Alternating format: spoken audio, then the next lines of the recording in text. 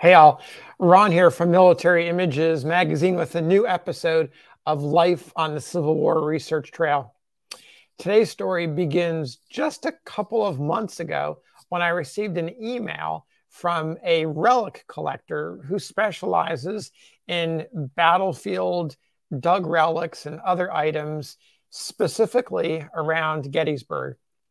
And so the email that he sent me was quite intriguing because he's not a photo collector, but he has several photographs that were found on the battlefield during the days after the battle.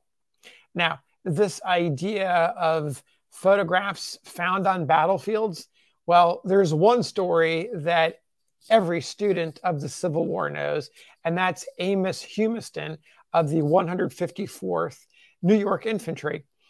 His body was found clutching an ambrotype of his three children. His name was lost. He was unidentified when his body was discovered, and a children watch, a search went out around the country to find these three children. Cartes de visite were made of the ambrotype and sent around the country. Newspaper articles were written, and eventually they found the Humiston family and made a match with the children and raised a lot of money and did a lot of social good with it. So that's the famous story. But these images pop up in other places and other battlefields. So I'm not ready to share with you what I discovered today because I drove 8 hours today to go visit this collector and see the images for myself and make scans and take photographs. And so I have all this information, but I have a bunch of notes to process. So I'm not ready to share them with you. And truth be told, I'll probably be sharing them for publication in Military Images magazine first before I do anything more with them. So as I was riding home, I thought, we did a story on this once before around battlefield photos. And in fact, it was, I believe, in the winter of 2019. And we featured several images that were contributed by collectors. And so I want to share one of them with you just to give you an idea of how these images made it off the battlefield. So let's take a look at this one. It simply says, taken from the body of a dead Confederate soldier killed at Port Hudson. And then you can see a name, Curtis Arnold, 12th CV, that's Connecticut Volunteers. So the period writing on there sort of is a big clue that it's from the, probably from the wartime. And so we did a little bit of research on this, and we found out that Curtis Arnold was, in fact, a soldier. He was a shoemaker in peacetime, and he is credited with finding this photograph. And so he and his regiment, the 12th Connecticut, showed up around the defenses of Port Hudson on May 25th, 1863.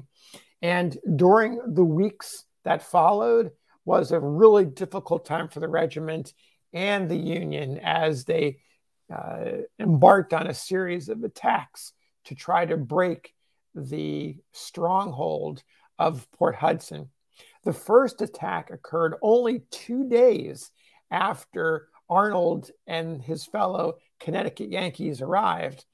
According to a regimental history of the 12th, the regiment succeeded in, quote, driving the enemy from its front into their last line of entrenchments, silencing 4 pieces of artillery, and reaching the parapet of the enemy's earthworks, when the brigade was withdrawn and replaced by another.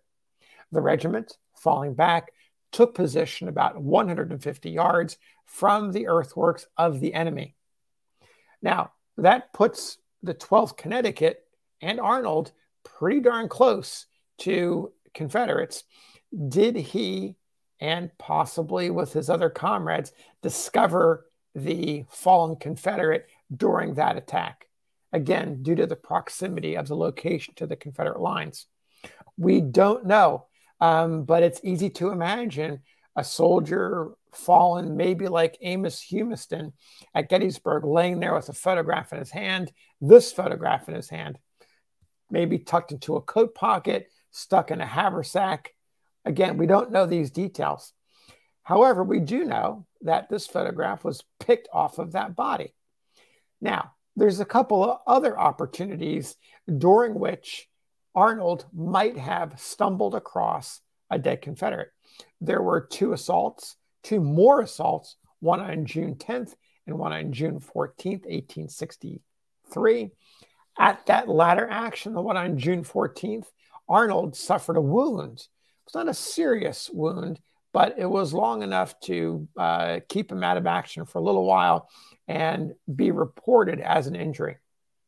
So a month later, on July 9th, 1863, after Vicksburg fell and proved that Port Hudson was no longer tenable, the garrison was surrendered, and that was the end of the siege and the campaign for Port Hudson.